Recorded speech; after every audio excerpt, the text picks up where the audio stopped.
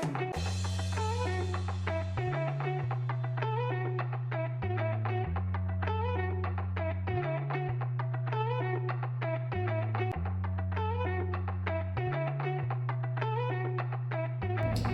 and welcome to our podcast today. We are here to talk about the global issues that faces all of us: sexism, gender discrimination, and other gender and development concerns.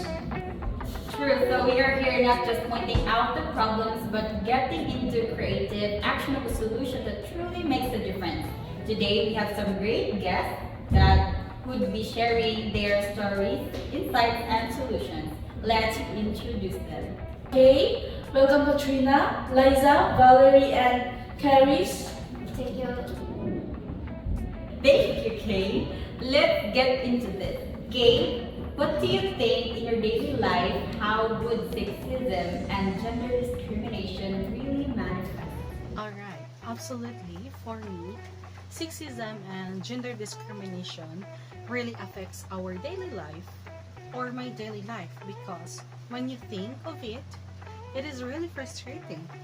And how could someone or our society will underestimate our capabilities, especially when we talk about wage gap, expectation on what should be done with these genders or our genders, right? So for this one, it limits our opportunities on the basis of the outdated stereotypes. So that's on how I see our sexism and gender discriminations. Thank you, Kay. Katrina, in your experience, how has this played out? In the workplace, and especially as a woman, they don't give many women promotions or wouldn't assign them to leadership roles. Also, caregiving is predominantly left to women, and in most situations, men are not expected to contribute to an equal amount of work at home. Clearly, this runs deep. So let's get started into solutions. Fine, our first solution is going to be education and storytelling. So Liza, you have worked on educational initiatives. How can early education help in combating gender discrimination? Education is key. This is the starting point to break the old stereotypes even before it firmly sets its roots. The moment there is a story where girls comes as scientists and boys as a nurse will definitely allow them to see that any career is possible for any gender. Storytelling is powerful in the way it shapes our view of the world. Maybe if we keep showing diverse roles for all genders in the media and educational materials, it will change societal perceptions and there could be opportunities for all. Right, this is a shift in narrative. What if we encourage kids to discuss gender from a really young age?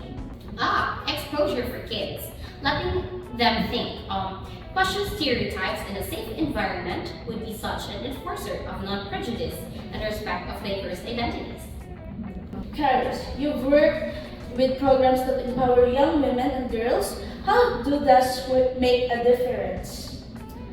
Empowerment for girls and women is not limited to only preparing them for success, but also to have them build their confidence and self-esteem. So these programs may include leadership skills, access to education and economic opportunities, financial management, and self-defense in the preparation of young girls to deal with previously male-dominated roles and positions, which it is a vital role for creating a more just and equitable society. Mentorship is also important. Girls are likely to believe anything can be achieved if they are exposed to women in influential leadership positions. Mentorship and empowerment are real transformation forces. Valerie, let's talk policy. What policy changes could help bridge the gap?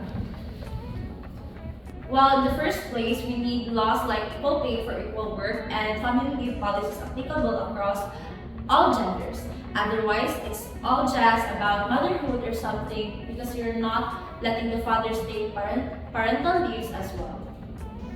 When we talk about in the workplace, companies should can provide flexible working conditions to suit everyone's needs, and there should clearly be a policy of not discriminating with some kind of training for all the staffs as to what is not acceptable in general.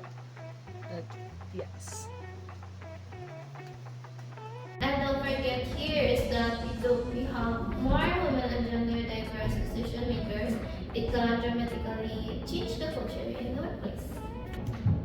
Excellent points, which brings me now to the rule of that the organization can take in changing societal norms. Now, coming to how communities can shape change, like that, how important do you consider community activism in the fight against sexism? It's important because grassroots action is very possible through community action. You might do a series of workshops or rallies for gender equality that creates awareness and provokes change at that local level. It empowers people to make an impact without necessarily waiting for larger institutions to do so.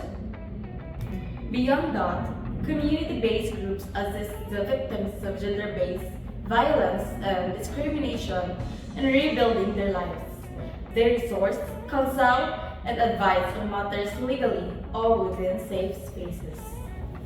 Allies in the movement are very necessary, and men can be won by being opposition to toxic masculinity or by calling out gender bias when he encounters it. It's activism, really. Everyone needs to step into this coalition for a better society. We have covered so much today, from the might of education and the voice of telling the policy reforms and community activism. Clearly, beating sexism and gender discrimination requires a multi-level attack with education, empowerment, and policy reform and activism. Even if the way forward to equality is very long, every step counts. Small actions could indeed bring about big changes. When we talk about in the workplace, companies should can provide flexible working conditions to suit everyone's needs, and there should clearly be a policy of not discriminating with some kind of training for all the staffs as to what is not acceptable in general.